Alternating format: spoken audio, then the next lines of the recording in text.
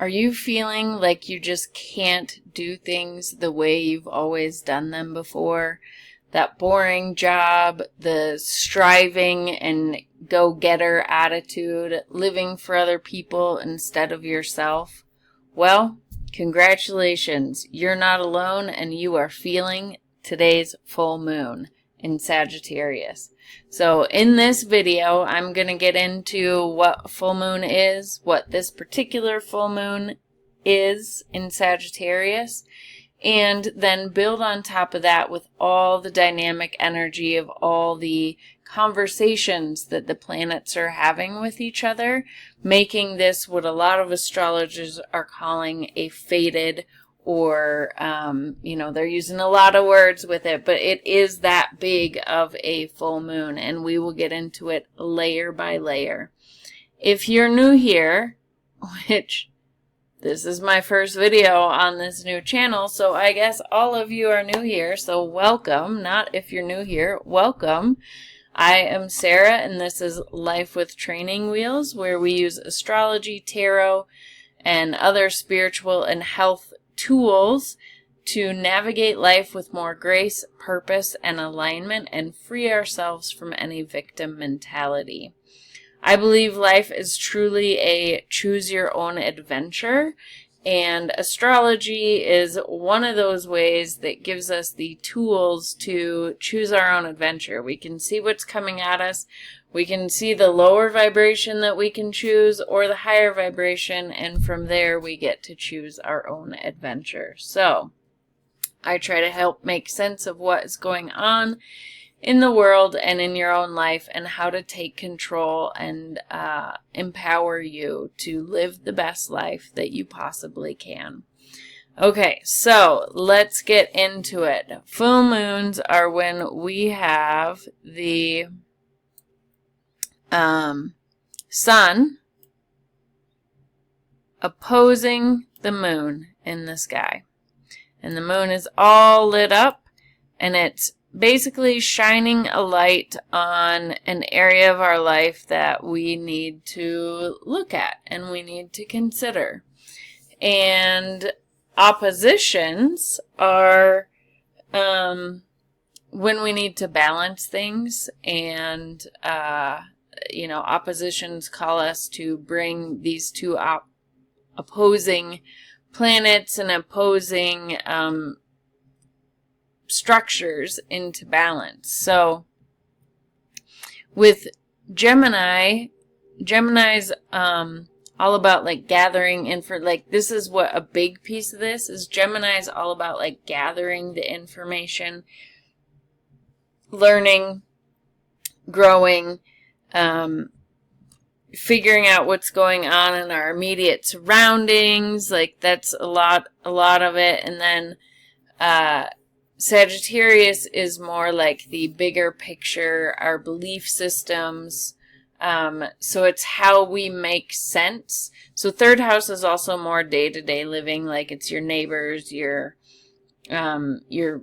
local community, it's your commute to work, your commute to the grocery store, your siblings, your extended family, things like that. And Sagittarius is more the big picture. It is how we make sense and what meaning we make of all the information and all the learning that we do from Gemini, as well as like longer distance travel, foreign people, foreign places, like looking at the world in a bigger, broader perspective. And it can be like teaching and those types of ideas also. But for the purposes of like a full moon, looking at it for the collective, what I'm feeling into this is that it's a lot about that, a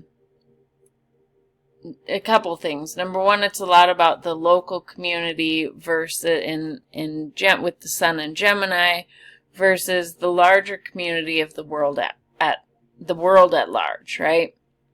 But then it's also a lot about our belief systems and our emotional connection with the moon, our emotional connection to our belief systems.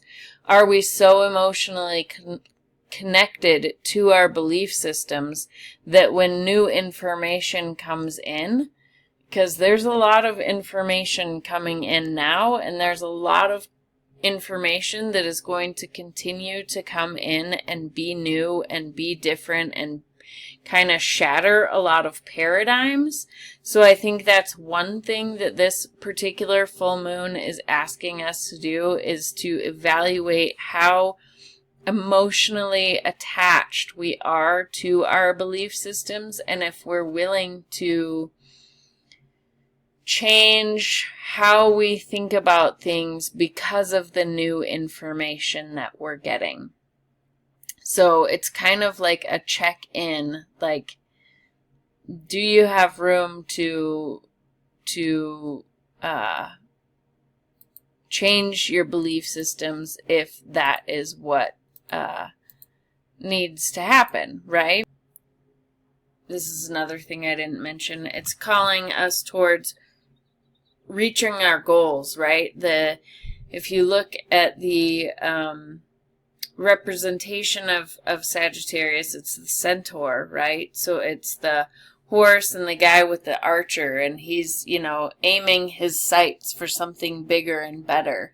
So that's another thing, this is a lot about goals and stuff like that. Like, what goals do you want to have? What is the bigger picture that you envision for your own life? And how emotionally invested are you in it? How emotionally invested are you making whatever changes or reaching for whatever it is you want to reach for and strive for, right? Yeah, now that we have a base of understanding what the Sagittarius full moon in general is about, now let's start adding on all the layers. And this is where it gets kind of exciting and makes this a one-of-a-kind full moon that you're not going to want to miss. Okay, so we'll get out the little drawer again. So we've got the sun and the moon, and they are squaring.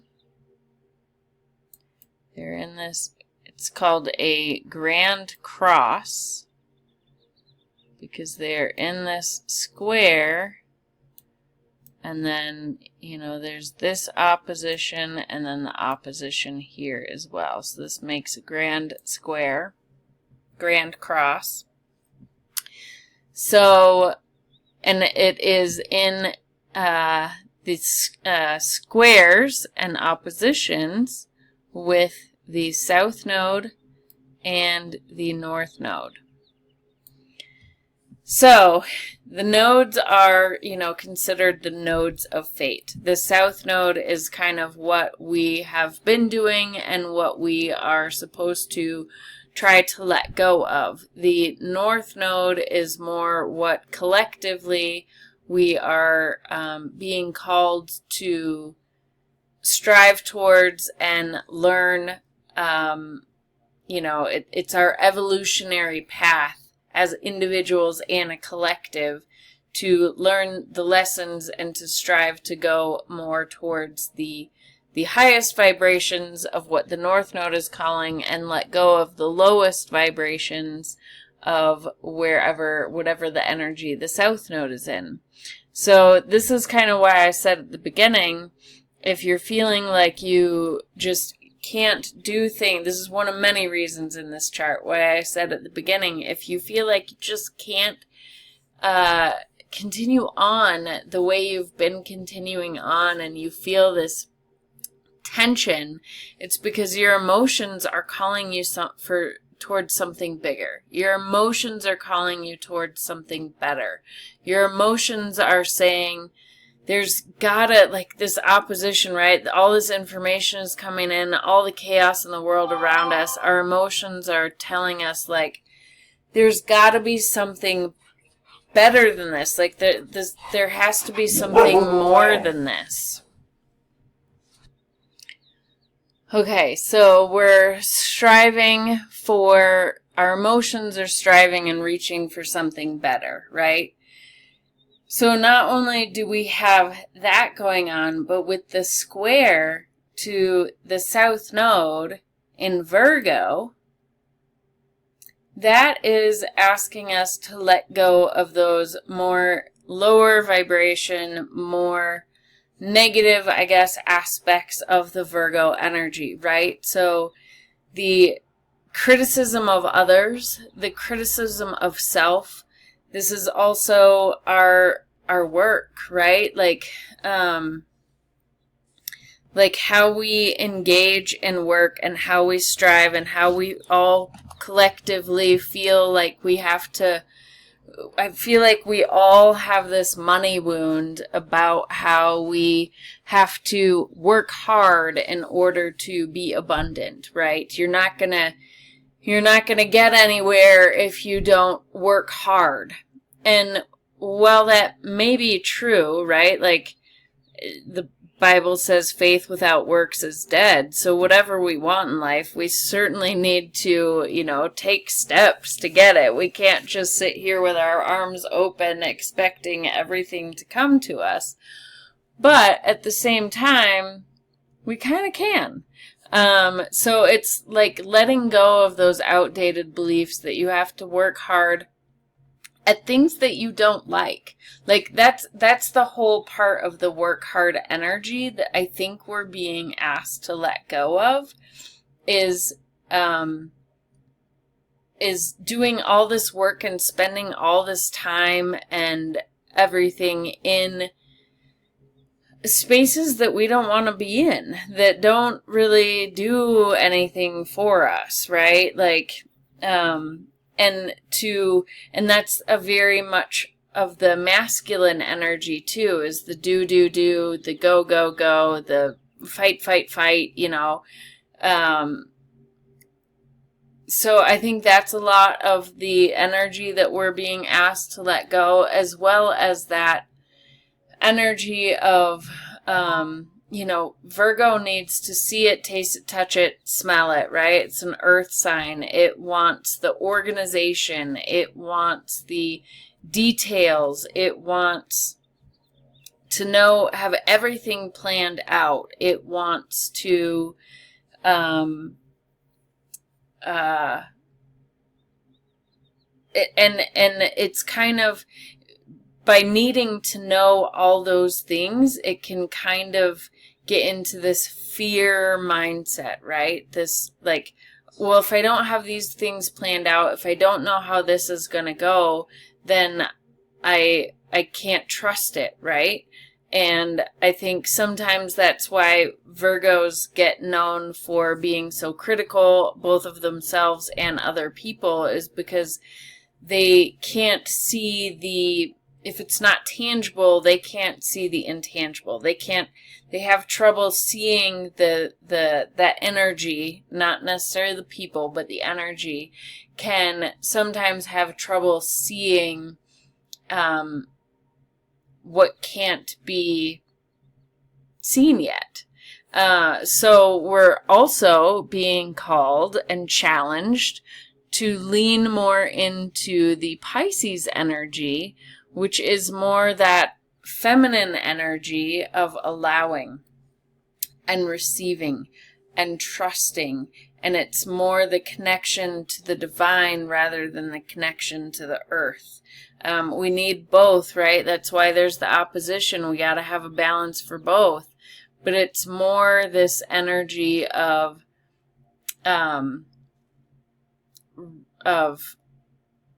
allowing and realizing that we don't have to go and do. We can take a moment to step back, to tap in, tune in, turn on, as Abraham Hicks would say, and allow things to come to us. Allow inspiration. Anyway, so the Pisces energy, is, it's also about rest. Like it's literally our dream world, right? So that's the other thing with, the Virgo energy is it's the day-to-day tasks. It's the how do we get stuff done, right? And the Pisces energy is more the, okay, well, that's how we get stuff done, but how do we rest? We need to equally prioritize rest. And I think a lot of our society, like, we look down on rest. If people want to take a nap in the middle of the day, or if people just want to sit and do nothing, or sit and read a book, or just be, even spend a lot of time meditating, right? A lot of times we kind of look down on that as being lazy and things like that. And this full moon is really challenging all those things. It's not often that, you know, full moons or any new moon, full moon, etc., make contact in a way with the nodes of fate, and this is in this Grand Cross, and it's really calling us to evaluate these things. So, and you know, I think this is largely, we'll get into more reasons, but this is largely as a collective, we're feeling that, like, you know, the way I've been doing it, the way my day-to-day routine is, the way I feel like I have to go, like, and go to a job that I don't like and stuff like that. There's got to be something more. There's got to be more meaning to this life, right? You're feeling that emotional and that intuitive call to, there is more to life than this. We're not doing it right. And, you know, the North Node is saying, yeah, we need to rest more and trust more and allow the divine to flow into us more and work through us more, right? Rather than our ego, which is what the sun represents, telling us what to do all the time, lean into God's spirit, whatever you want to call it, and rely a little bit less on our ego, a little bit more on our emotions and our intuition, and let go of some of these old paradigms that are holding us back. So let me go ahead and erase this, and we'll look at another layer.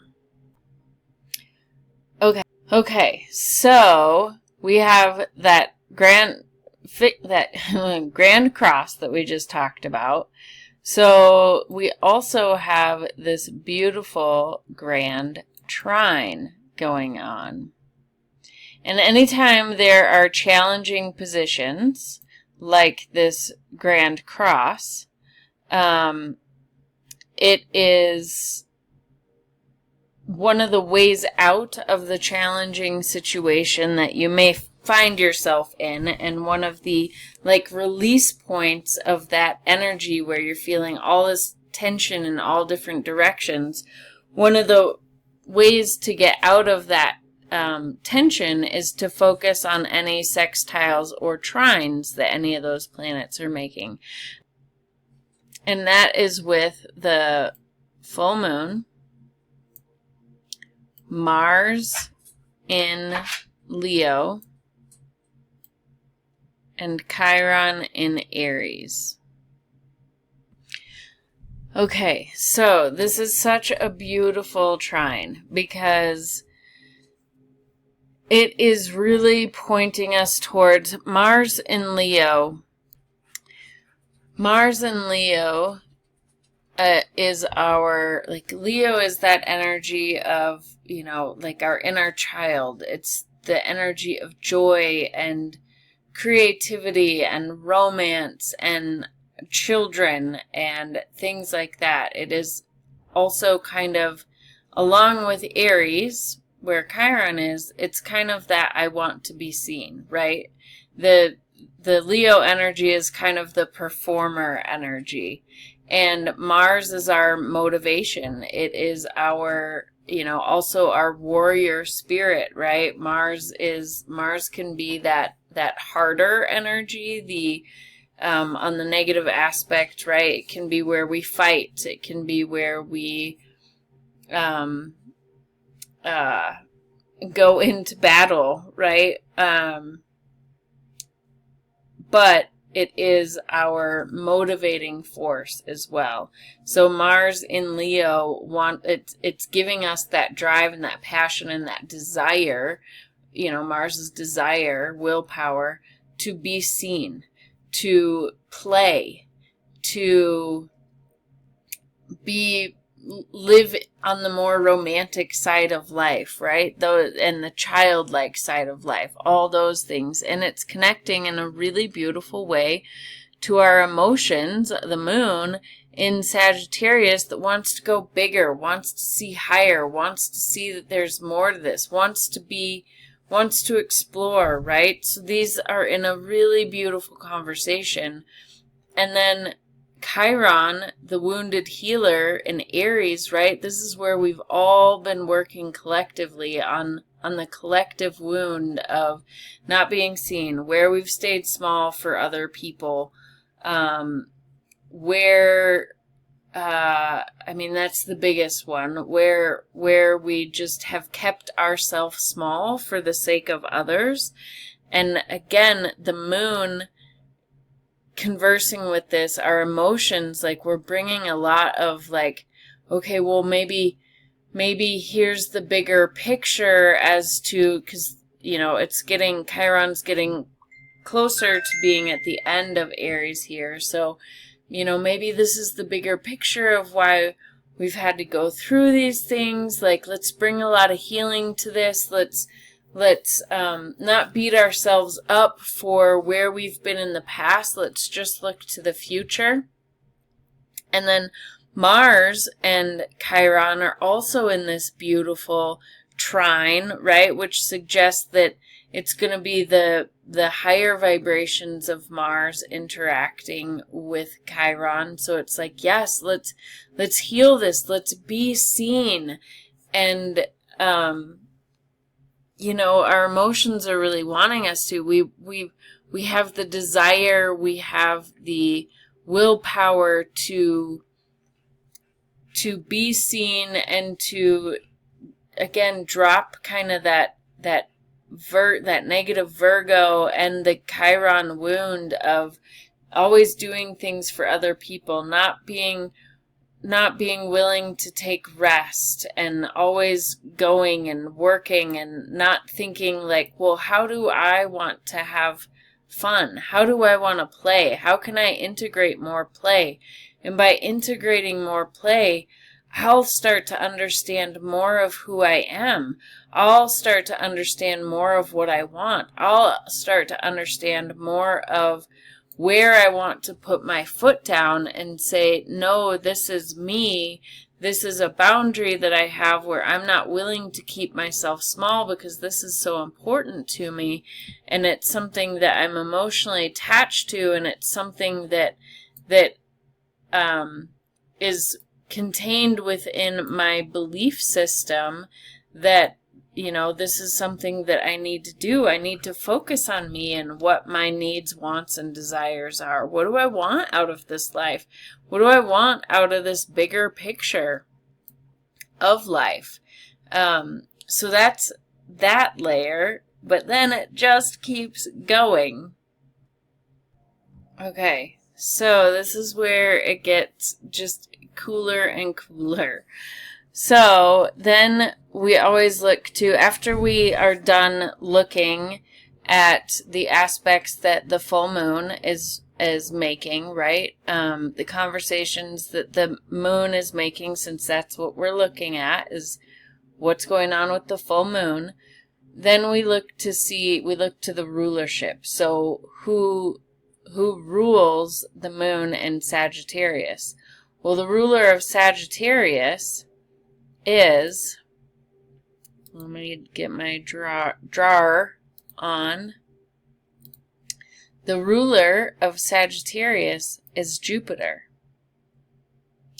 who is very new into Cancer. Just on Sunday moved into Cancer, and I wish that I have had time to make a Jupiter in Cancer video, I will be making one for you in the future. So if you are enjoying my style so far, please keep, like, subscribe, keep your eyes open for a future Jupiter through Cancer and what it means for you video in coming up.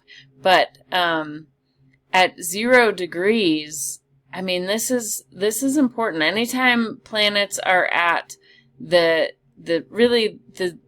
3 big degrees are of any sign is 0 degrees, 15 degrees, and 29 degrees, but especially 0 and 29. 0 degrees is we're at the beginning. We're birthing something new. Whatever planet enters a sign, it's like birthing something new into that sign. And Jupiter will be in Cancer for the next year. So we've got 12 months of Jupiter in Cancer. Jupiter in Cancer is amazing. It is where it is exalted. It is where it's happiest. It is where it does the best. And what does Jupiter bring? It brings us luck. Jupiter is the planet of luck. It's the planet of expansion.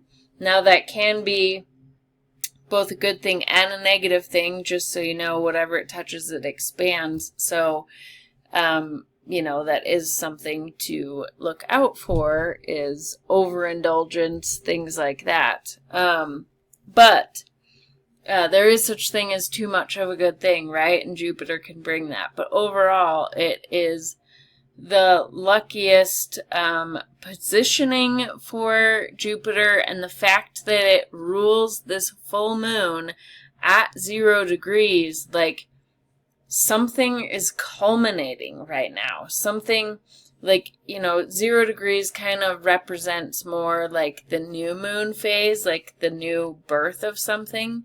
But considering there's all this energy with the interactions with the North Node and the South Node and everything, like, even though full moons are typically the culmination of things, I feel like this has a lot of new moon energy to it. But it also makes sense because full moons are a time where we see the fruition, we see the fruits of our labor and our toil, and what we've put our time and our effort to, it's beginning to manifest. And then it's a time where we have where things that may have been hidden come to light, right? So we have this opportunity to see what's working and what's not. And I think that is collectively and individually what this new moon is giving us the opportunity to see, is what's working and what's not, with these old paradigms falling away, right? With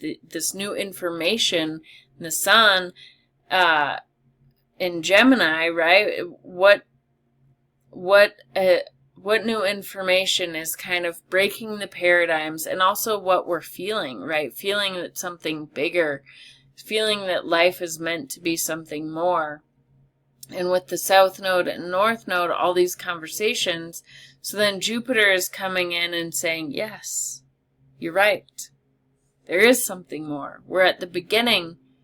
We're realizing what our current structure has brought to us, and we're being given this opportunity to be like, cool, I like this part of it, but I don't like this part of it. This part doesn't feel good anymore. What do we need to do about it?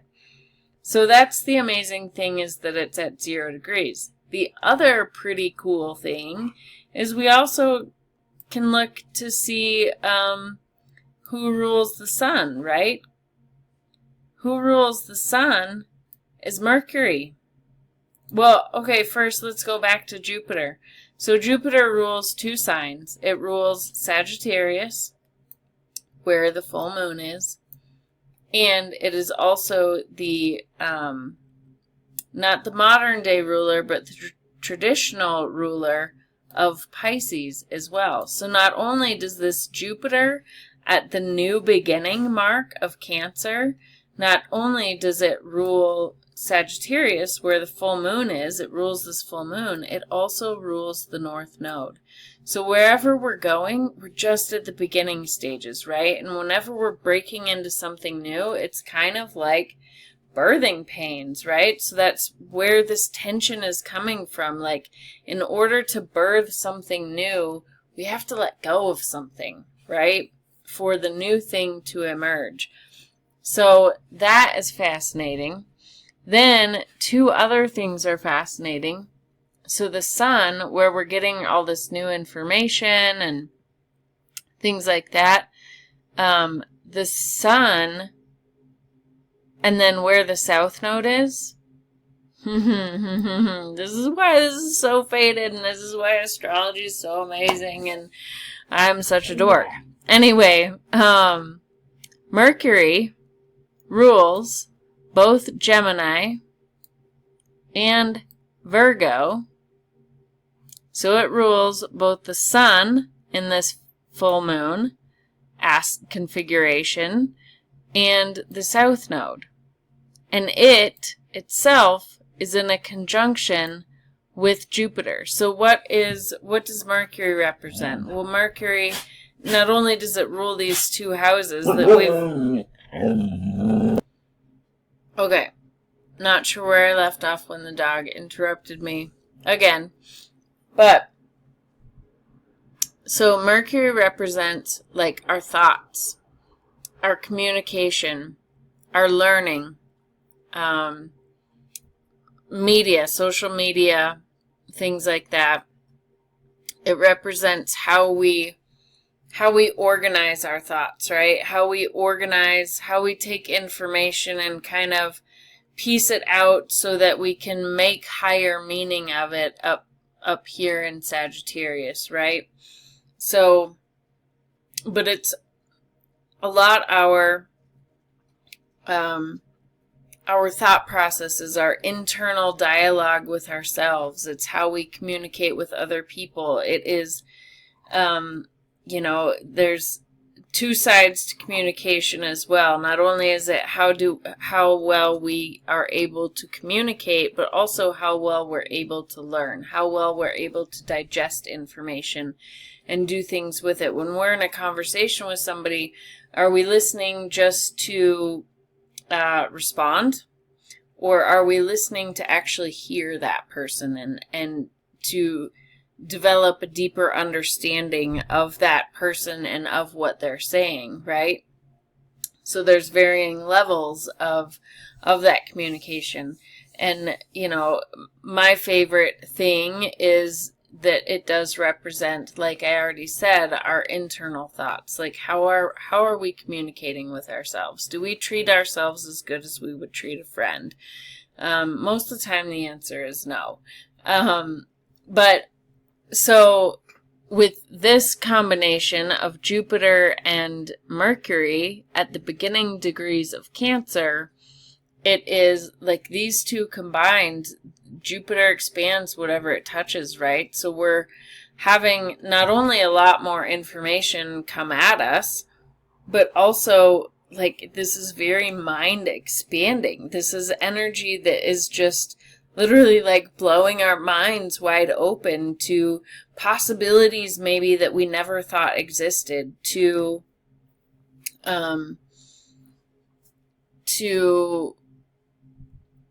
possibilities of, if we're talking about internal dialogue and internal thought processes and internal self-sabotaging behaviors, which Pisces can often represent as self-sabotaging behaviors, like that's being blown wide open and we're able to see it and then able to deal with it, right? Like, so then two other things about this, talking about what Cancer represents, right? Cancer represents home, family, and emotional safety, where that emotional safety and security is. It represents,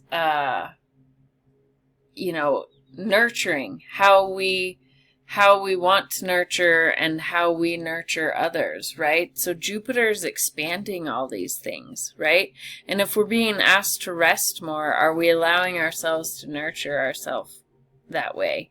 If Jupiter, if the North Node is asking us to tap into how God talks about us, how Spirit, how the divine, how our higher self, how the universe talks to us, you know, Jupiter and Mercury are expanding that here, you know, expanding our internal dialogue that we have, and expanding our emotional realms, discovering how we feel safe in our home, in our environment, in relation to those that are closest to us. And then the fascinating thing about this, if we continue to follow the rulership, who rules Cancer? Well, the moon does. The moon rules Cancer. So, yeah, just wild. So this is a very, very emotional full moon. So that is why you are feeling it so deeply, and feeling it, you know, feeling it heavy, I guess, right? Like, it's kind of exciting energy. This thought of, well, maybe there's another way. Maybe there's a bigger picture that I haven't discovered yet, but my mind is being blown open to be able to consider it. And, you know, I'm really focused on my emotional safety and rest, and tapping into my inner wisdom, and letting go a little bit more of my ego, and letting go of these negative aspects of the Virgo energy of needing to have everything structured and planned out, and all those things, and the criticism, right? Letting go of the criticism. So this is really just so expansive, and like opening us up to the possibilities of, like, whatever you're thinking, oh, well, that's not possible, nobody's ever done it like that before. Well, now's the time. Now's the time to start trying to do it that way. And we have the willpower with Mars, and the healing on board with Chiron. Chiron's saying, yeah, like, I want to feel better. I want to be seen. Like, I want my desires to, you know, I want my desires to be acknowledged. I want, there's something more here, right? They're all talking, and they're all supporting. Even though this Grand Cross is challenging energy, it is challenging you to let go of those things that are no longer working, that are too hard, that we're being asked to move into a space of flow, rather than a space of having to have things all neat and organized and planned out and all that stuff. Like, we're being asked to move into the space of flow. And the moon and Jupiter and Mercury and them being in Cancer, like, those are all supportive of this flow energy of what it is, that tapping into what it is that our desires are, right? Tapping into more of that play. Because rest is also play. Rest isn't just taking a nap and reading a book. Rest is play. That playful energy, right? So we're being asked to tap into that more, and understanding more of what that is for us. Now let me get rid of this, and we'll dive into a few other layers. Okay, there's still several more layers to go here. So, thanks for hanging on. Okay, so Jupiter and Mercury are in a sextile to Venus over here in Taurus. Venus is in its home sign of Taurus. It rules Taurus. And so this represents our values, our value system, how we spend our time and our resources, our money, how we, it kind of represents, it's one of the factors of how we earn our money as well. So something new is starting here with this kind of, with all this energy, the Jupiter-Mercury energy being in the home, perhaps, it could indicate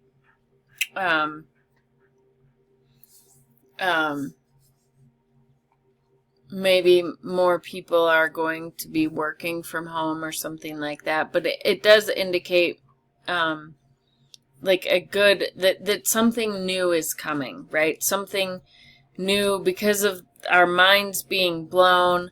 Our value system is being rearranged, and we're getting to be, yes, this is where I'm going. We're getting to be more emotionally tuned in to our value system and making sure that it, and our money situation, making sure that it more supports our home and our emotional safety and everything like that.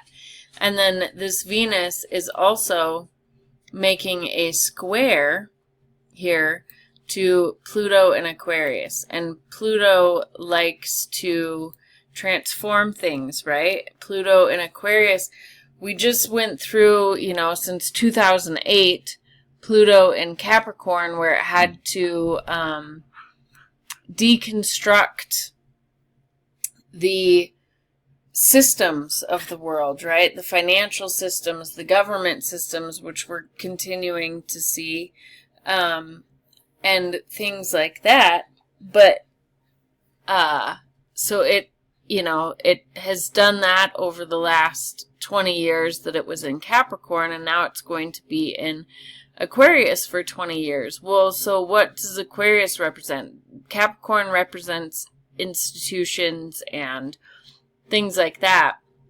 Aquarius represents the collective. It represents the people. It represents how we represent ourselves in the collective, how we show up in the world, how we bring our individuality and our uniqueness from the 5th house, and how we want to be seen and stuff like that.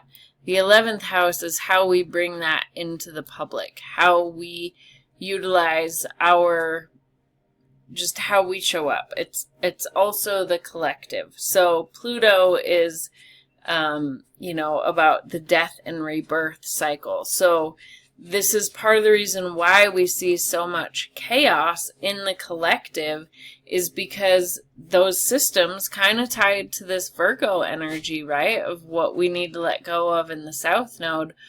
The collective systems of what our societies has been built on needs to be stripped away as well, right? Like we're tearing down these government systems and breaking and having our minds blown about, things that have gone on and been hidden, right? Pluto's all about uncovering things that have been hidden, and we're definitely doing that, and a lot of it in relation to money, and how money,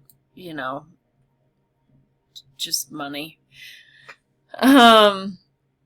But so Pluto is unearthing and causing this chaos and everything in the collective, but it's for our good, right? Like, it's for the greater good. It is that we have to, again, see where we've been, see what we like and what we don't like, and we have to, if we want something different for the collective, well, we have to dismantle what's already been. So, and part of that dismantling is, as a collective, continuing to dismantle these systems over here, right? Because Saturn is the ruler of both. Saturn rules both Capricorn and Aquarius. So that's why these two, like this Pluto transit, is really more of a 40-year transit rather than a 20-year transit focusing on one topic, because this is the institutions that govern the collective, and this is the collective, and they're both ruled by Saturn. So as a collective, we're continuing to, dismantle what's over here, but as we dismantle what's over here, now we're like, well, crap, this is what we've always known. What do we do now? So that's the other part of this big underlying energetic feeling that I feel like is going on in the collective, is because of this, and largely because of the square, right? Like we're tired of working so hard for stuff that we aren't aligned with emotionally, spiritually, anything like that. And so it's this like, okay, well, we know we want our money system to transform. We know that we don't like it the way it is. Let's use our expansive, creative minds and our intuition with our emotion, and let's really feel into what type of financial situation would feel good, and how can we transform the current system as it is and the way society currently functions in order to have this financial system that we more so desire. So that is kind of the Venus aspect of this that contributes to this overall feeling that we've been talking about. But there's more. So, hold on. So that Pluto is in a really beautiful, supportive, that's been in the background for a while, which is part of the reason why, I'm not getting, as they say, my panties all in a twist. We have this really supportive mini grand trine between three of the outer planets, all the outer planets, plus Saturn. And we just talked about how Saturn rules both, let's talk about Saturn for a second, because we've talked about how Saturn rules both Capricorn and Aquarius, and that's why this dismantling seems to be taking a long time. And Saturn is the lord of time and karma and all those things. But Saturn is Saturn and Neptune are conjunct, and they're both newly into Aries. So when they're conjunct, you kind of read the energy together. Neptune is the modern ruler, first of all, of Pisces. So it is the modern ruler of the North Node, which has a big impact, plays a large role in this full moon.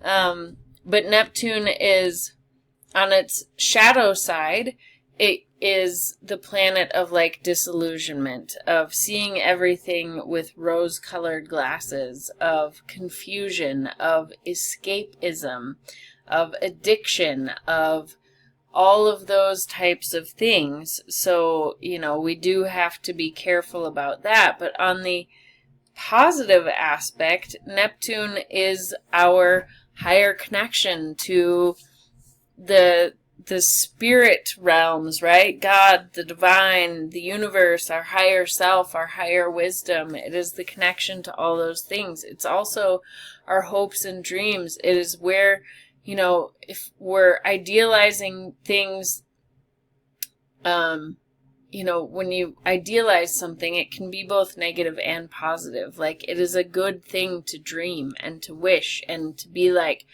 I wish life were like this. I wish, right? Like, it's our goal. It's our vision board. It's It's how we want things to be. And then Saturn is what brings things into reality. The negative thing here is, and I intend to, again, so if you like this content, please subscribe, because I also do plan to do a Saturn in Aries as well as a Neptune in Aries video, kind of explaining a lot of this. But when these two are combined on the shadow side, Saturn can bring up a lot of our fears. Saturn can, because it's kind of like, it's a reality check. It's karma. It is the timekeeper. It is, it can bring up a lot of fears. So just in and of itself. So when it combines with Neptune, like, the mind has the potential to run away with you here, but it also has the potential on the highest aspect to, you know, dogs don't read the language, the facial language, the same way kids do. Like, if I looked at my kids and I was like, they'd understand what I was saying. The dog doesn't, so I apologize. Anyway, hold on. Okay, so on the positive aspect of Neptune conjunct Saturn, it is really where we have the opportunity to take our hopes and our dreams and figure out how to actually bring that into existence, into material form, and build a foundation with it, right? So it's really, on the highest vibration, it is a really beautiful energy. And the fact that these also are the first degrees of Aries. Aries is about our self-identity, right? Our sovereignty. So we are really figuring out how to put boundaries around our sovereignty, healing this Chiron, right? Helping us finally heal, like, okay, no, these are my boundaries. This is what I need for me, and I'm not going to compromise on it. And Neptune giving us the ability to really dream into existence who we want to be, right? Like, it's this beautiful, beautiful time. It is, although there seems to be so much chaos in the world, this is really a beautiful time to be alive, and this is where it is to choose your own adventure, right? There are so many aspects in this chart that can have a negative connotation, just like I talked about with Neptune and Saturn. Like, it can breed a lot of fear. It can breed a lot of, and you might be seeing that in the collective, it can breed a lot of worst case scenario. And with Aries, like, a lot of, you know, like, competition and that warrior and that fighting and stuff like that. But on the, if you choose your own adventure right, it's such a beautiful energy. So anyway, so this Pluto of this, you know, totally revamping society and building new financial structures and everything, Pluto is in this beautiful mini grand trine with Saturn and Neptune, which we just talked about the energy of that, and with Uranus and Taurus here, which it's, you know, getting ready to also change signs into Gemini, which will be getting a lot more information. And again, if you like this content and the way I'm going through this, please stick around, because this is another video that I intend to do. There's just so much dynamic energy going on this year and into 2026 that these videos are important. So yeah, Uranus and Taurus shakes things up, right? So it's still shaking things up in our financial institutions, in our value system. But it is in, like, the trines and sextiles are in, they're supporting each other, right? And these are generational planets. These are collective planets. They're not personal planets. You know, the personal planets is our sun, our ego, the moon, our emotions, Mars, our drive, Mercury, our communication, Venus, our value system. But these outer planets, Pluto, Neptune, and Uranus, they move so slow that they are considered generational planets. So when stuff is going on with them, it really represents what is going on in the collective more so than individually. When we look at the outer planets and want to determine what is going on with us individually, that's really when we need to look at the house that they're in. But generally speaking, they are the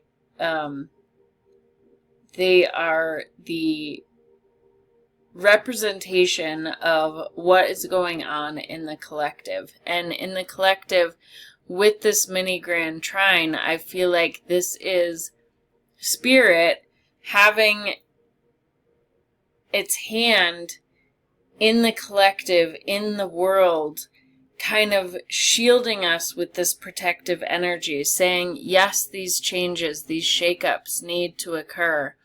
Yes, these changes, like this information needs to come to light, and it's gonna rock things and shake things. And new technologies, right? New technologies, Aquarius represents technology and communication, and AI, you know, things like that. Like, new things are gonna come on board. It's up to us to determine whether it's used for good or bad. And then, yeah, Uranus is the planet of shaking things up, right? It's the planet of unpredictability, but it's also the planet of, like, divine inspiration. It is the planet of, where we want to be set free. It is the planet of liberation.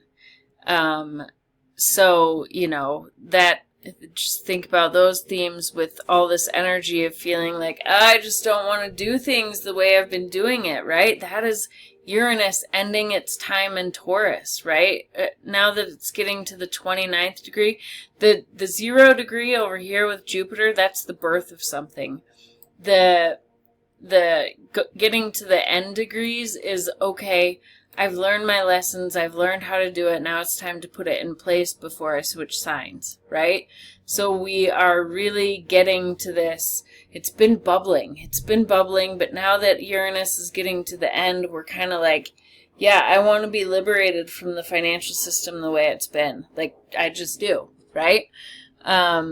And then this sextile, so in a mini grand trine, you kind of want to focus the energy on where the sextile is, and it is, again, this is so beautiful, it is pointing to Neptune and Saturn in Aries, which is pointing us to really feel into ourselves and who we want to be, right? Like, a lot of the messages that have been coming to me lately are, and that have been coming into my awareness is, you know, the letting go of this energy and really focusing on, and the letting go of doing things for other people and being so organized and so ruled by the clock and stuff like that, and really tapping into our intuition and following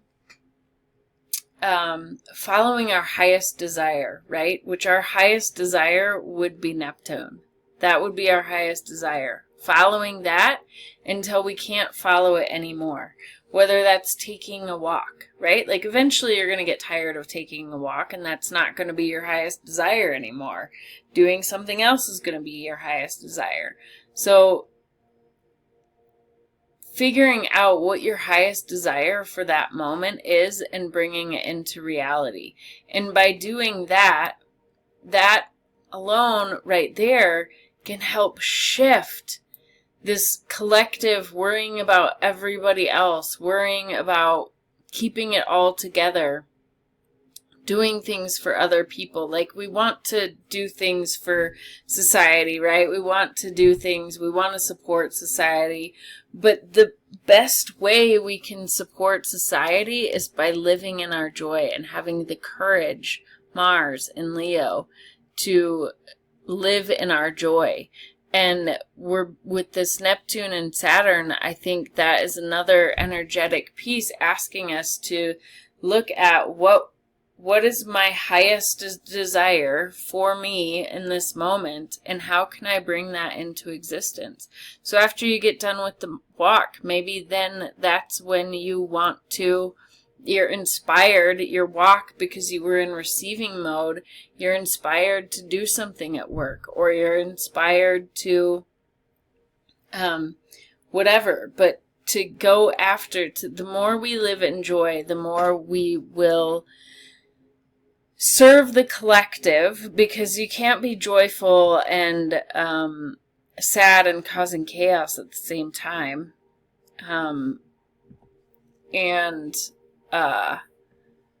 You know, finding joy in the things, finding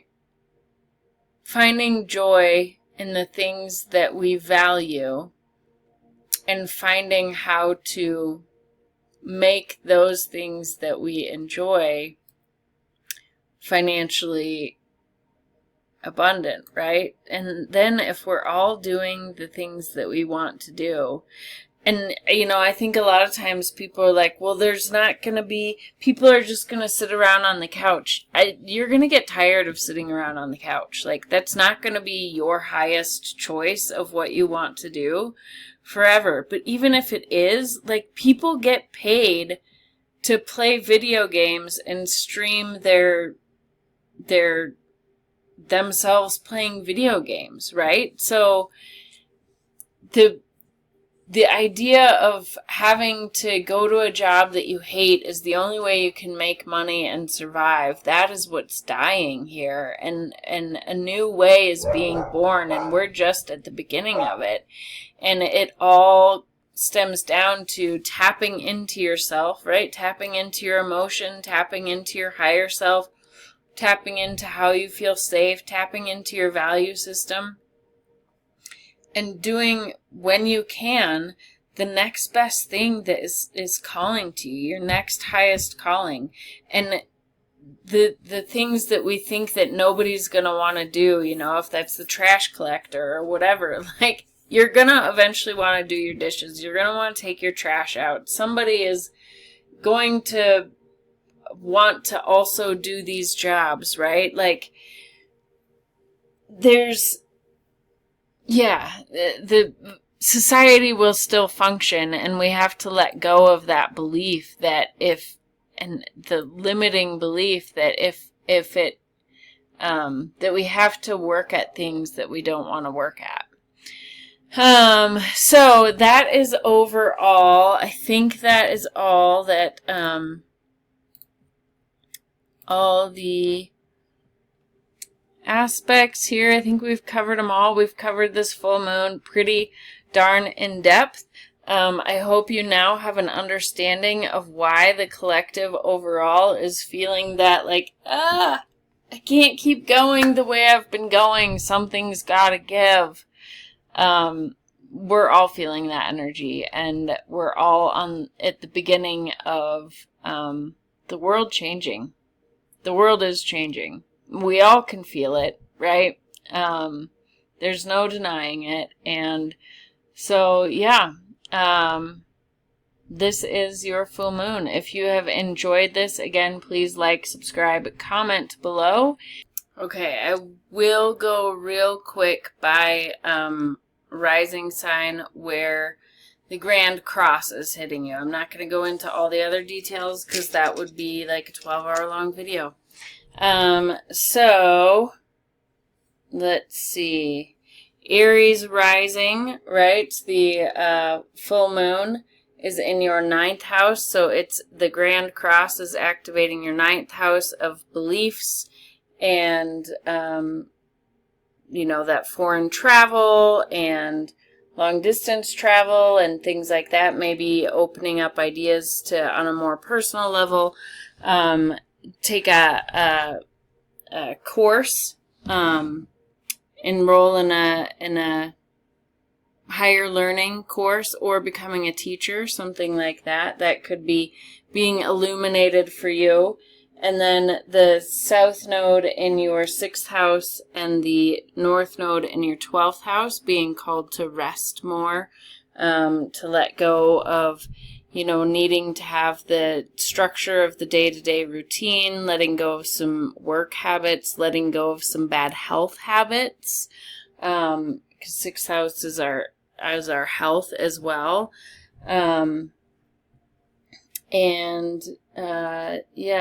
Let's see, Jupiter is just entering Cancer, so it's going to bring luck to your 4th house, your house of home and family, over the next year. So that is exciting. So just keep that in the back of your mind too, that, that as Jupiter is ruling, both your north node in your house of rest and rejuvenation, and letting go of self-sabotaging behavior, self-sabotaging beliefs. The 4th house also holds those things. It holds the programming that we received in childhood. So there could be a lot of things that you are, that's coming into your awareness that you're able to work with and let go of. Those thought patterns and things like that, since Mercury rules Virgo. So that could be something that's coming up for you as well. I think that's all I've got for you, Aries rising. Now, Taurus rising. So this full moon hits you in your 8th house of transformation, intimacy, shared resources, debts. 6th house is also debts, but investments, things like that. But I see this mostly as the transformation, and the transformation coming through intimacy, and how willing you are to be vulnerable with yourself first and foremost, and go into the shadows of yourself and give yourself compassion and grace and love. For all the things that you don't want to love yourself for. You are worthy, you are enough, and that transformation starts with you. And then once you're able to be more intimate with yourself, the intimacy will grow in the relationships around you. So your house of all of those things is being highlighted with this moon. And then your south node is in your, let's see, 1, 2, 3, 4, 5, your 5th house of romance and joy and creativity. That's not to say you shouldn't let go of these things. Again, it is letting go of the Virgo energy of this house that is negative. So like having to structure your joy, having to structure your romance, and kind of just allowing for more of it, right? Like not having such boundaries and containers, and having to have things so proper with your children, perhaps even, right? Like letting go of some of the maybe strictness that you have and judgment that you have of your children, or judgment that you have of your partners and things like that. And then the north node up here in your 11th house, so calling you towards leaning more into your social groups that you belong to, leaning more into your hopes and dreams, leaning more into, finding the rejuvenation in your friendships, in the groups you belong to, and how you show up in society, right? Like maybe there's something that you want to volunteer for, that, and with Pisces can represent, like the institutions that are away from society. So like hospitals, spiritual retreat centers, things like that. So maybe you're being called to get involved in those types of places as well. And then the sun, our desires and our information and things are coming into your second house of values and things like that. And then Jupiter is going to be bringing luck to you in your third house. Jupiter and Mercury into your third house of communication. This also has a lot to do with business, marketing. Like if you want to run a marketing campaign or something like that, this could be a great time to launch those types of things, since Jupiter's at the very beginning and is ruling your north node, and 11th house is also marketing and communication and business and things like that. So it could be a really good time for you to launch those types of things or get involved in those types of things. So I think that's all I'm going to say for Taurus rising. For Gemini rising, this full moon is happening in your 7th house. So this is definitely the balance between yourself and your relationships, whether that's personal relationships or business partnerships or best friendships.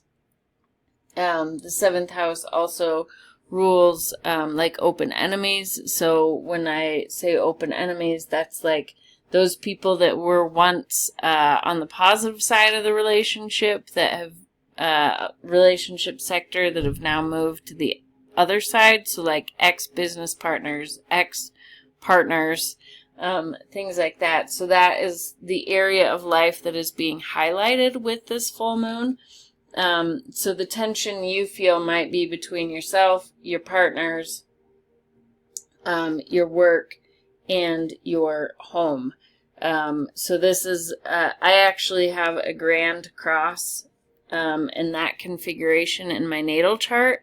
And I tell you what, I am still at 44 struggling how to balance all of it. I'm getting better at it. I feel like I'm finally at a breakthrough point. But so you were in a luckily temporary square grand cross with that energy. But that is definitely, kind of letting go of this, perhaps being too critical of your family, being too critical, needing things to be just right in your home and things like that.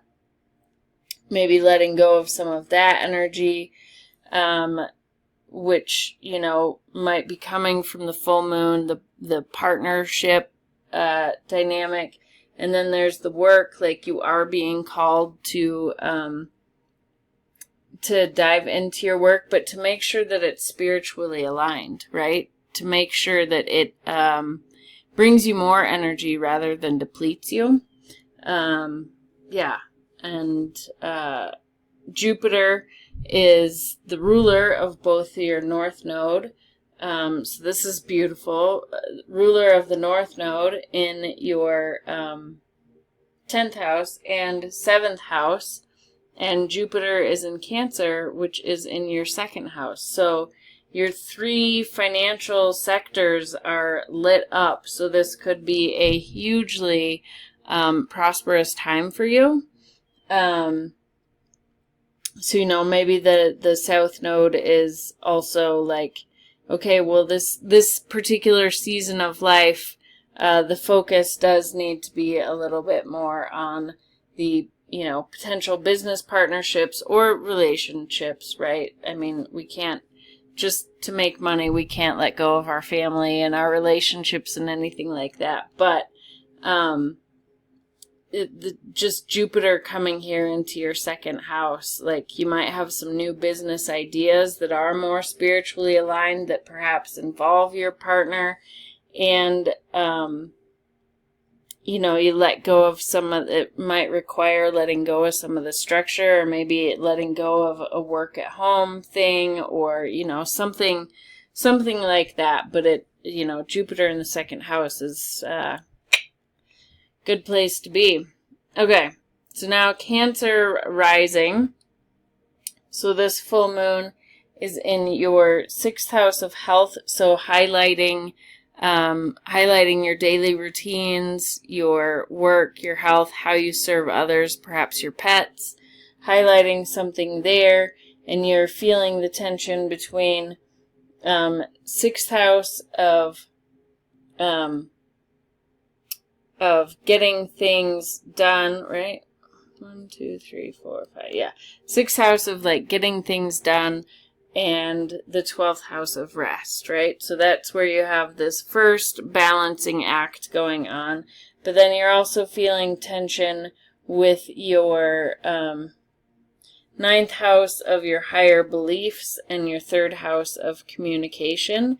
So perhaps there is, a course of study that you want to enroll in, or that you have enrolled in, and you're trying to figure out how to balance that time with resting and getting everything done that you need to, working it into your schedule. But you're being called to either be a teacher or finish an education program or to travel, and being asked to let go of the, Virgo energy with regards to communication, being too self-critical of yourself, saying, oh, I'm not good enough for that education or whatever, or, so that's kind of where you're finding this challenge in balancing everything. And Jupiter is bringing luck and new ideas to your 1st house of self. So just overall, number 1, you're going to be lucky.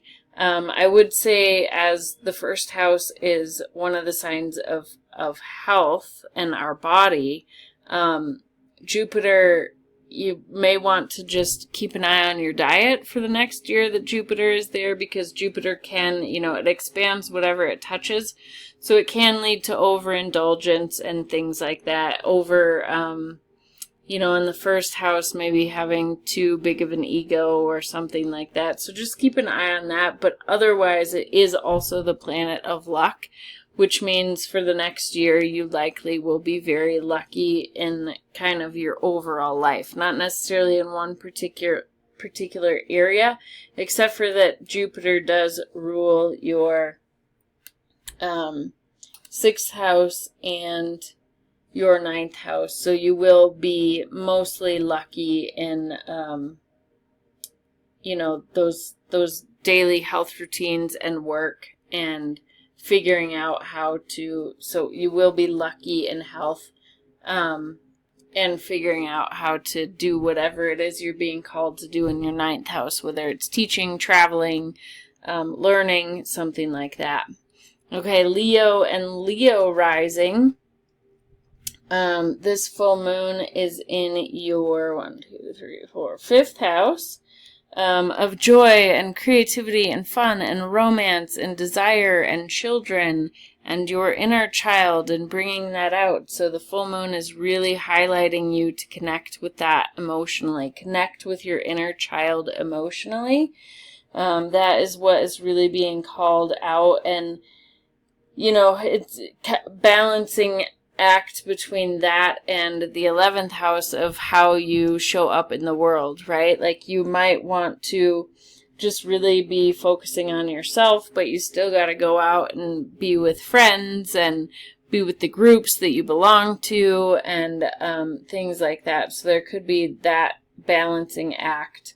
And how do you bring yourself out into the world? How do you bring your authentic self out into the world? How do you bring your joys, right?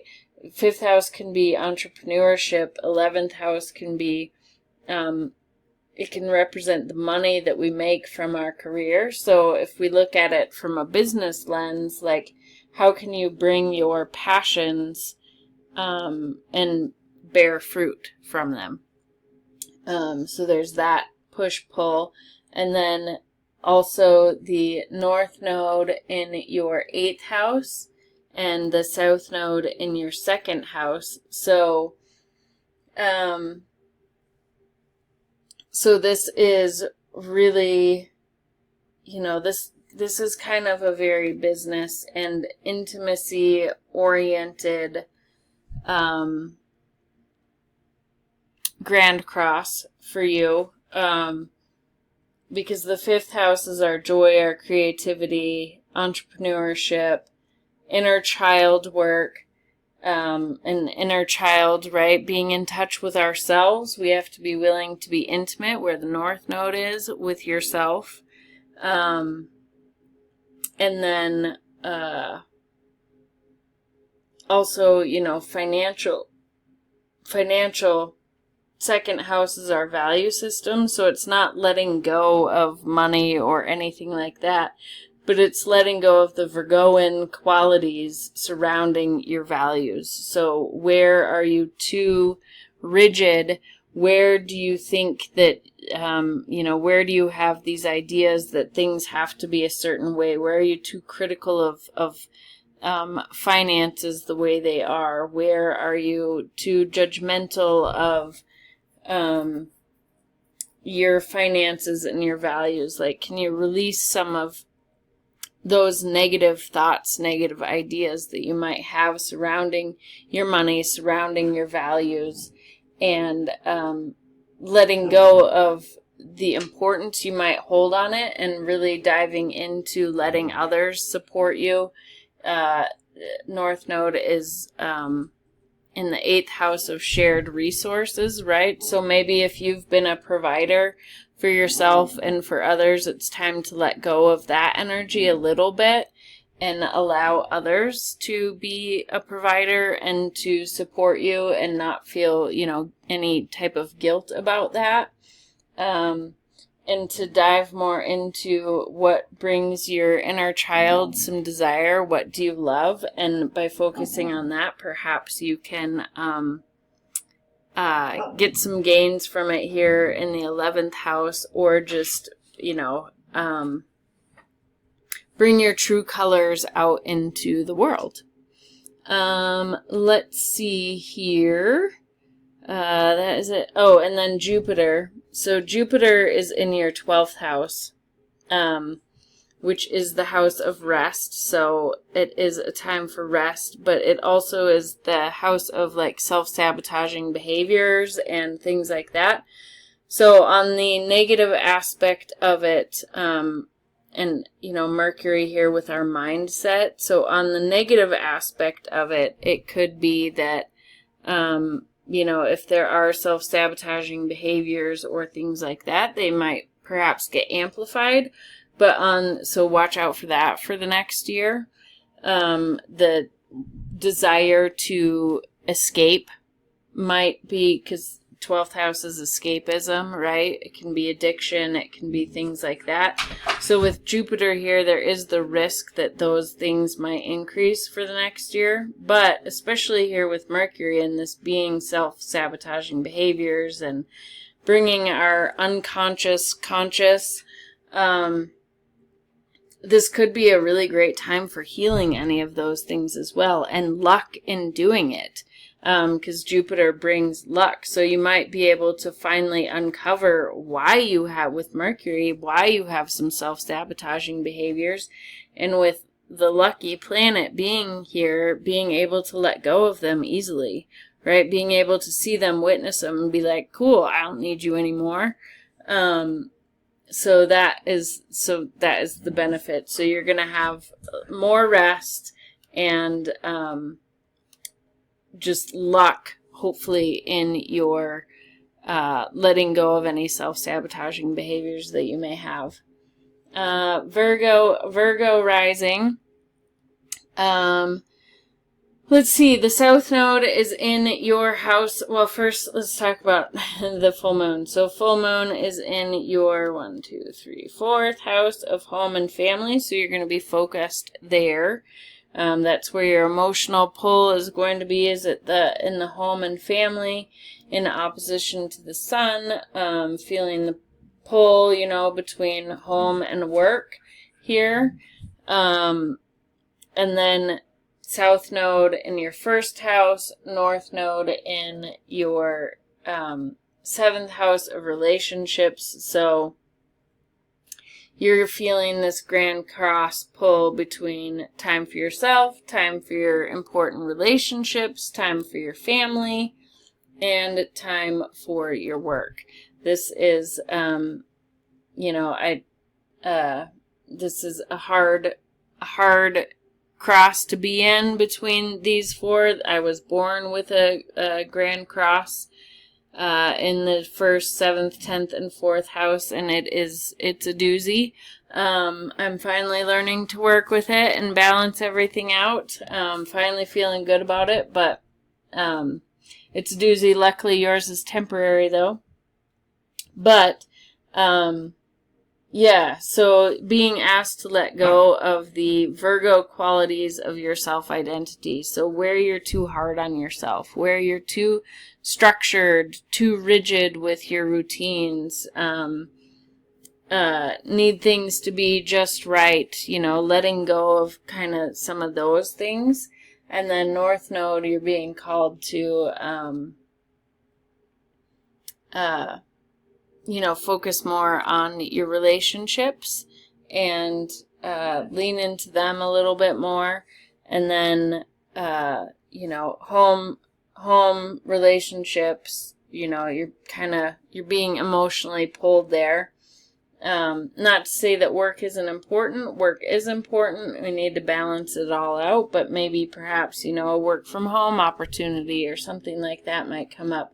Let's see, where's Jupiter? Jupiter is in your 11th house.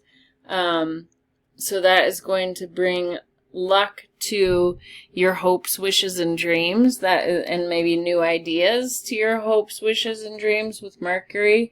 It is going to bring, potentially, the 11th house can be the gains that we have from our labor, our hard work that we've put into the 10th house. So perhaps this will be a financially abundant year for you.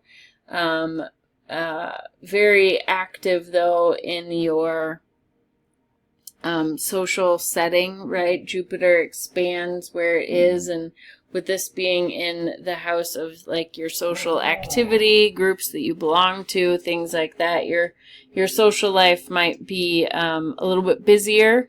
And you may realize, you may have more friends coming in, you might be going and visiting people, and may realize what relationships you're meant to keep, what relationships support your family, things like that.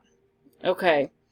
Libra and Libra rising. This full moon is happening in your 3rd house of communication, siblings, thought patterns, processes, short-term travel, things like that. So your communication in business, it can also be like our communications and marketing in business and things. So that is coming, that's where you're emotionally pulled, is in your communication. And that is being, in opposition to the sun here in your 9th house of higher belief systems. So it's like you're emotionally involved in all this information that's coming in, and maybe not able to, or struggling with how to make meaning of it, or something like that, like the push-pull, or maybe wanting to travel more, or being more emotionally concerned about your immediate community than the larger community, things like that. But there's a push-pull between short-term travel, long-distance travel, information coming in, thought processes, communication, how you make meaning of it, and your your 6th house of health is where the South Node where the South Node is, and the North Node is over here in your 12th house. So you are being called to rest more, to deal with self-sabotaging behaviors, self-limiting beliefs, and letting go of any bad habits. No, wait. North Node is in the 6th house. North node is in the 6th house. South node is in the 12th house. Sorry. So you are being asked to... Hopefully I didn't screw it up on the last one. I don't remember what I said. Anyway, so North Node, focus on your daily habits routine. Focus on your work. Focus on getting a structure in place. Focus on health. I think I already said that. And letting go of self-sabotaging. Like, it's a perfect time to let go of any self-sabotaging behaviors. Letting go of addictions with the South Node here. Letting go of anything that's been holding you back from your subconscious. Letting go of those things, and letting go of any critiques or things that we have around rest and,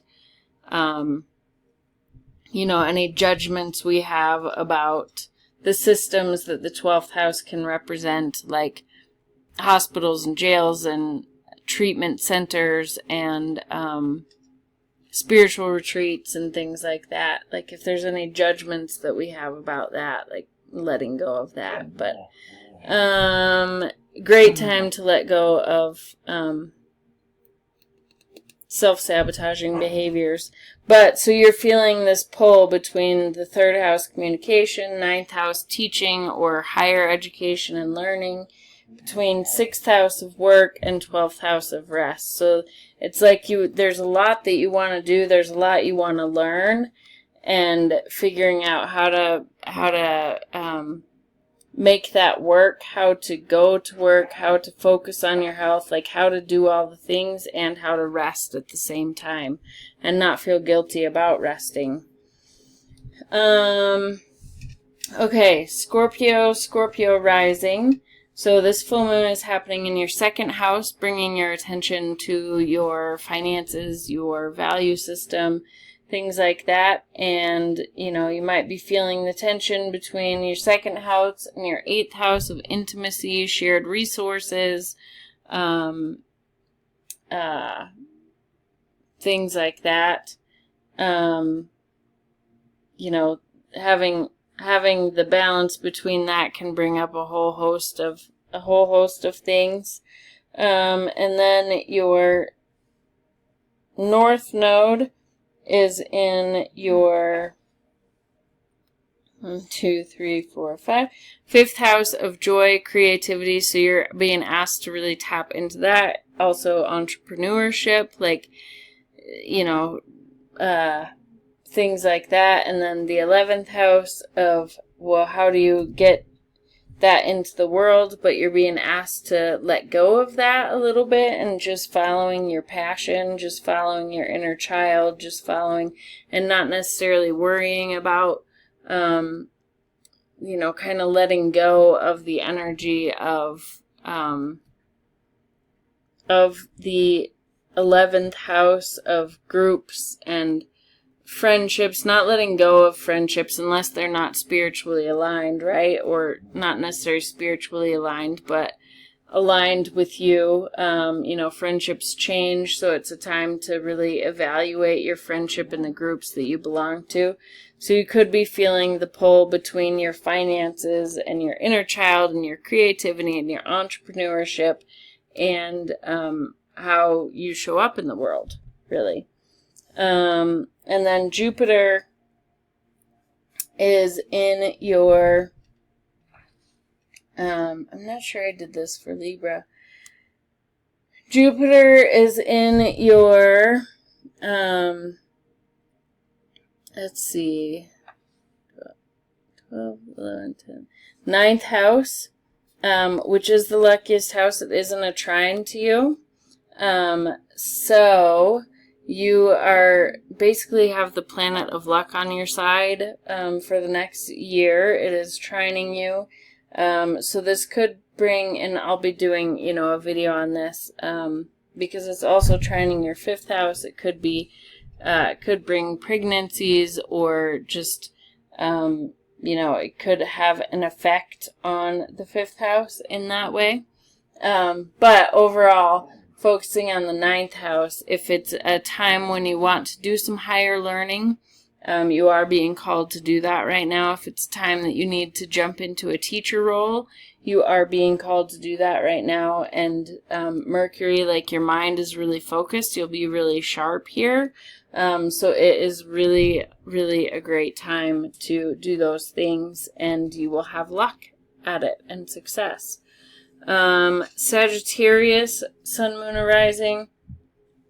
The full moon is in your house, so you're going to be quite focused on yourself, feeling emotional about yourself, which is okay.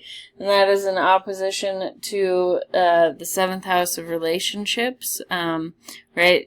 Relationships might be requiring a lot of you. You're focused on yourself, and then you're feeling this pull between yourself, your partnerships, your home and family, and your work.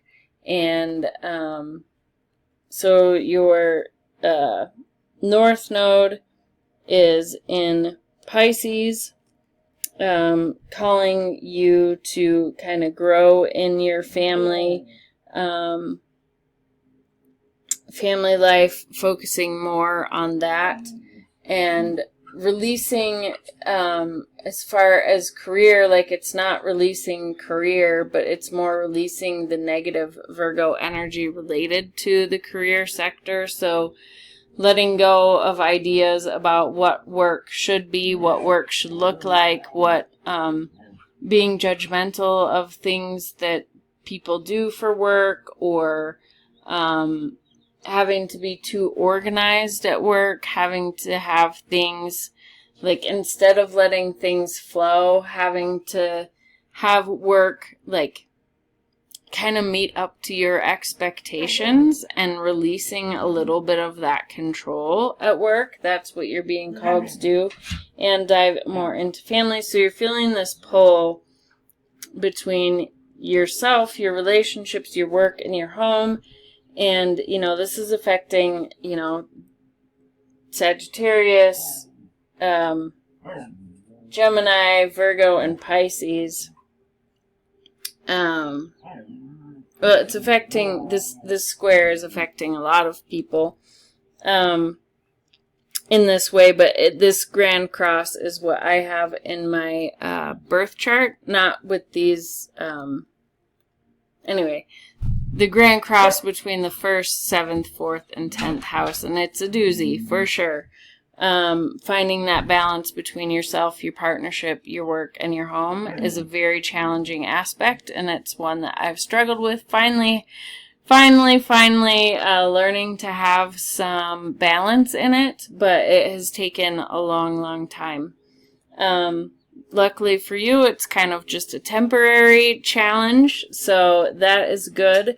But right now, yeah, the focus is on you, and then you're emotionally focused on you and making sure you feel emotionally good.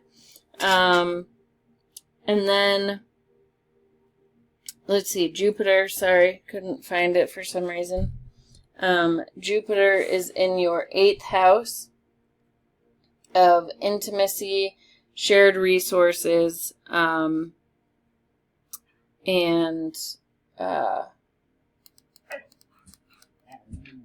transformation. So you are going to have luck over the next year on, you know, especially with Mercury starting there, with luck on transformation, perhaps on shared resources and things like that. Maybe some investments you'll be really lucky with, maybe tax refunds, maybe inheritances, getting some of those, something like that. That could be this house. But it also is, you know, having luck. If you've tried to do a lot of inner work before and haven't had luck, like you haven't been willing to really go into the depths of yourself and things like that, you will have luck doing that now. You'll be able to do the shadow work. You'll be able to be really raw and vulnerable and intimate with yourself, which will transform you and then allow you to be intimate with others in a healthy way. So that is you. Capricorn rising. The full moon is in your 12th house, so you're going to be focused on the house of rest and relaxation, the house of, our subconscious, our self-limiting beliefs, self-sabotaging behaviors. You're going to be feeling the pull between that and your 6th house of work and health and things like that. So perhaps there's a self-sabotaging behavior that you're struggling with right now, or just working too hard and not knowing how to rest. So there's that push-pull between those aspects. And then the North Node is in your 3rd house of communication and social media, and if you're in business, perhaps marketing and things like that. Short distance travel. And the South Node is in Virgo here in your 9th house, so kind of maybe being asked to let go of belief systems that you've held on too rigidly to, letting go of being judgmental of others for having different belief systems, but really feeling that pull between your belief system, like your paradigm shifting. Yeah, that's a big one, because this is information and communication that's coming in. You're being asked to let go of belief systems. Your moon, your emotions are focused on these self-sabotaging behaviors, self-limiting beliefs, or the beliefs that you've had that were programmed into you that you don't know where they came from. And then kind of trying to still maintain like your day-to-day existence in the 6th house of your daily habits and routines. So you have all this mental activity going, but you still have to somehow function as a human. So that's kind of what you're going through. Aquarius and Aquarius rising. This full moon is happening in your 11th house of your social groups, your friends, the organizations that you belong to, as well as 11th house can be communication. If you're in business, it can be marketing and communication and things like that. It can also be the gains that you receive from the hard work that you put in your 10th house of career. So this is where your emotions are pulling you towards. And then, on the opposite side of that is your 5th house of, you and your joy and your creativity and perhaps entrepreneurship. So this balance between entrepreneurship and people, seeing with people. Maybe you're focused so much on your joy and creativity and your inner child and your children and stuff like that you aren't having as much time to go out, and so you're feeling your emotions are pulling you towards seeing your friends and things like that, or if it's on the business aspect of it, focused on the social media and things like that. But you are feeling this push-pull between your 5th house of joy and passion and romance, 11th house of friends and groups, and your 2nd house and 8th house. So you are being called North Node in your 2nd house to really get your personal finances and your work in order and things like that, and to let go of not necessarily let go of sharing resources or letting go of intimacy or letting go of anything like that, but letting go of perhaps where you judge those things too critically, where you maybe judge where or how resources are shared, where or how, or judging yourself, right? This is the house of transformation, where you judge your transformational process, where you judge your shadows instead of giving them compassion, like letting go of those types of things. So you're feeling this square between, in the financial sector and the joy and friendship sector, but also fifth house entrepreneurship, Sagittarius. Like, these can all actually be money houses, so it could be very money oriented as well. And reshaping like your value system and making sure that, and your beliefs around money, and letting go of some maybe limiting beliefs around money so that, you know, you can be more abundant. That could be part of it. And last but not least, Pisces.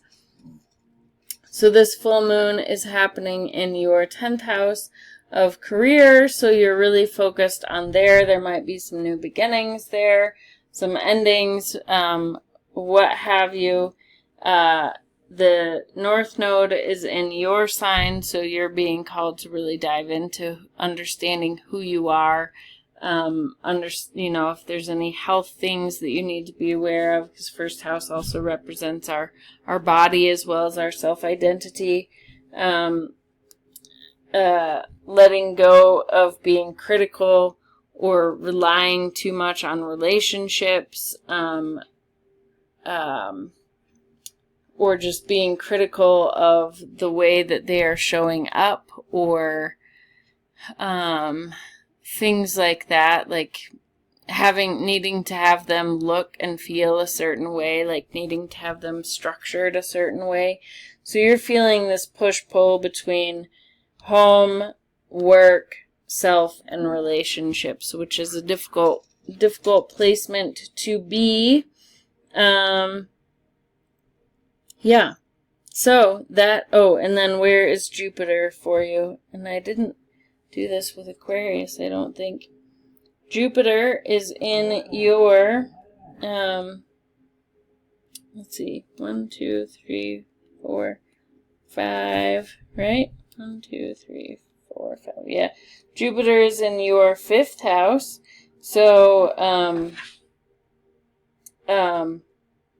so this could be, you'll be having luck in romance. Perhaps a child shows up if that's something that you are looking for, or you'll just be able to reconnect with your inner child. Great communication perhaps with your children, great communication with your romance partners. Something new is blooming here, though. Something new is coming in, you know, that kind of spearheads all of this energy that we have going on. But you'll be lucky in your 5th house of joy, creativity, romance, passion, and children. However that applies to you, that is where Jupiter is hitting. So again, I thank you all for listening. And if you have enjoyed this comment, please give it a like, subscribe, and I look forward to doing more astrology updates as well as teaching astrology topics for you here in the future. So if there is an astrology topic, if you like how I went through this, and if there is an astrology topic that you want to learn in the future, definitely put a comment in the comments. And I will see you back here, and have a good rest of the day. Let me know how this hits for you.